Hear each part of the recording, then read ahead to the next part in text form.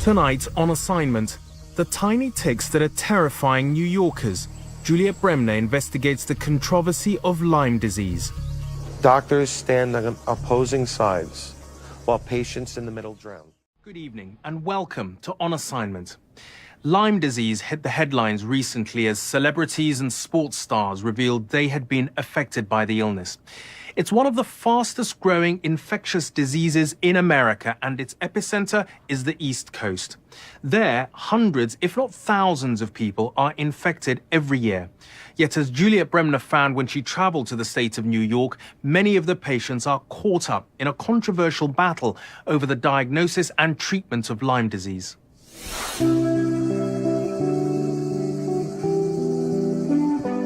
Inside the Bruzzese family home in Brooklyn, 14-year-old Julia is entirely reliant on her father, who's now her full-time carer. Unable to walk or even stand for more than a few seconds, and with limited vision, she spends most of her day in her wheelchair. Well, before anything happened, I was a dancer, I was a softball player, I was a soccer player, sports, you know. Basically, that was all I knew.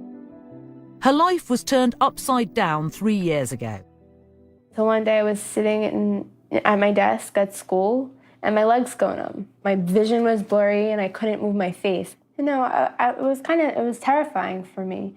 I went from, you know, a normal 11-year-old girl to being, you know, in hospital beds, going from hospital to hospital. People were calling me crazy at one point. It was the start of a desperate search by the Bruzzese family to find out what had made her so ill.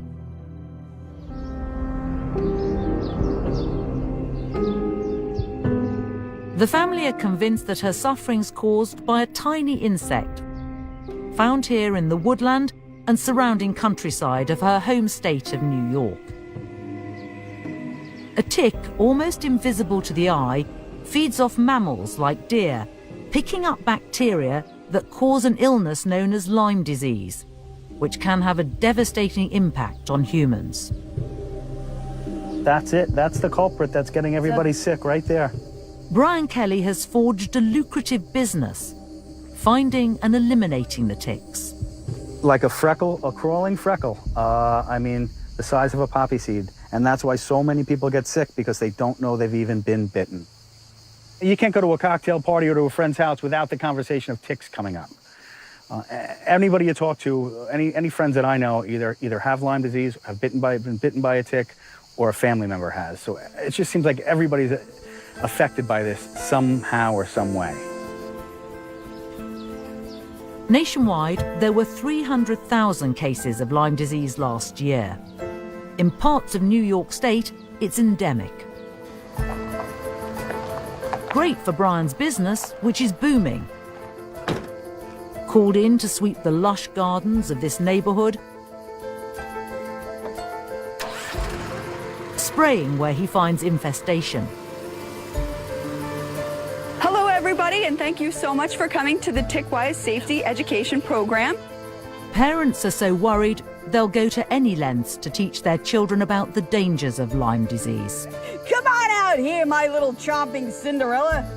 Coming, Ralph. The first sign you've been bitten is a bullseye rash. Untreated, symptoms can range from joint and heart pain to fever and fatigue. Now, the most important thing are your shoes. Ticks crawl from the bottom up.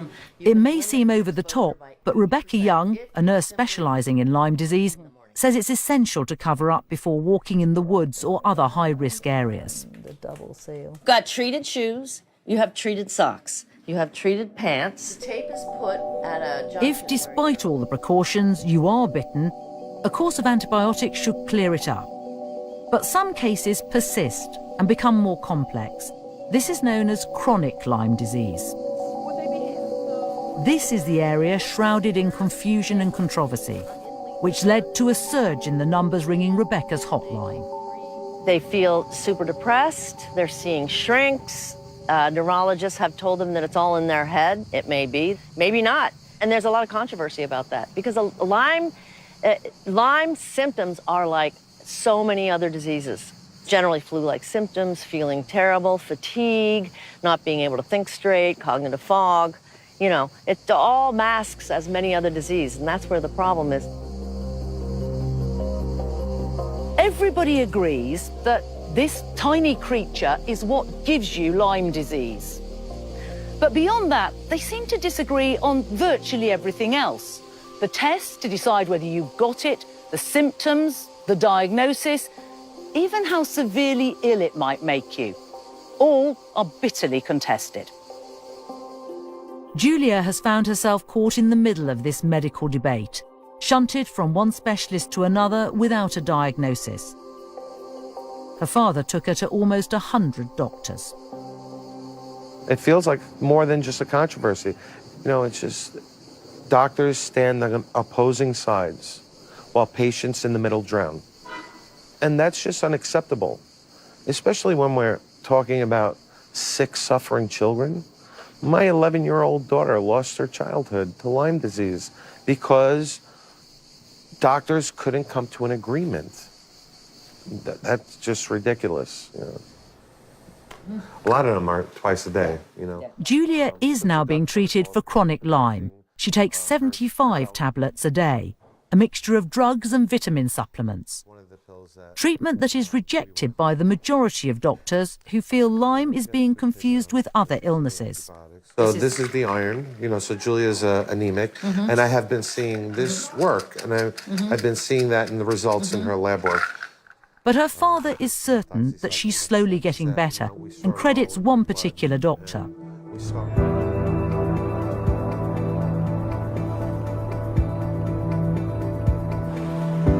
A 2-hour drive north brings us to Dr. Richard Horowitz's clinic, a magnet for those who suspect that they have chronic Lyme and have been refused treatment on their medical insurance.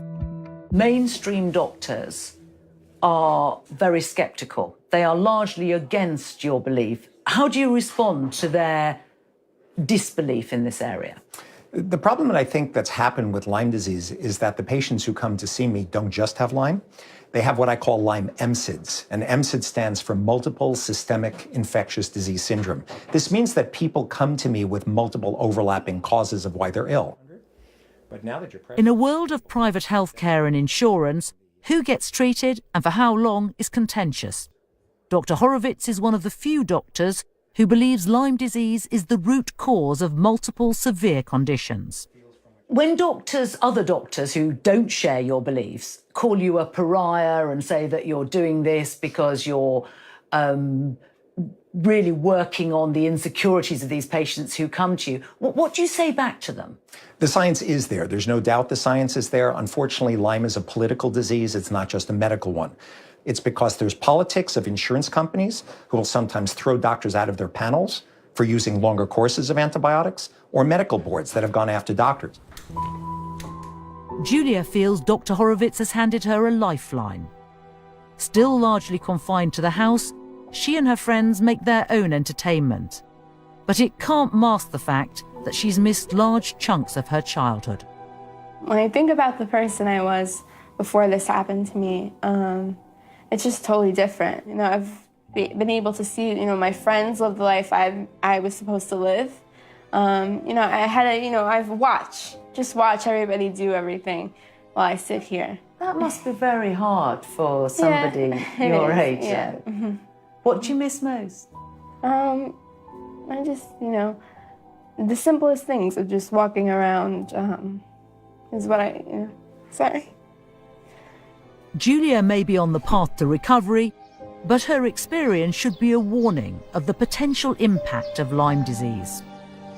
It's already swept through the United States, and this year the NHS estimated there were 3,000 cases back here in Britain.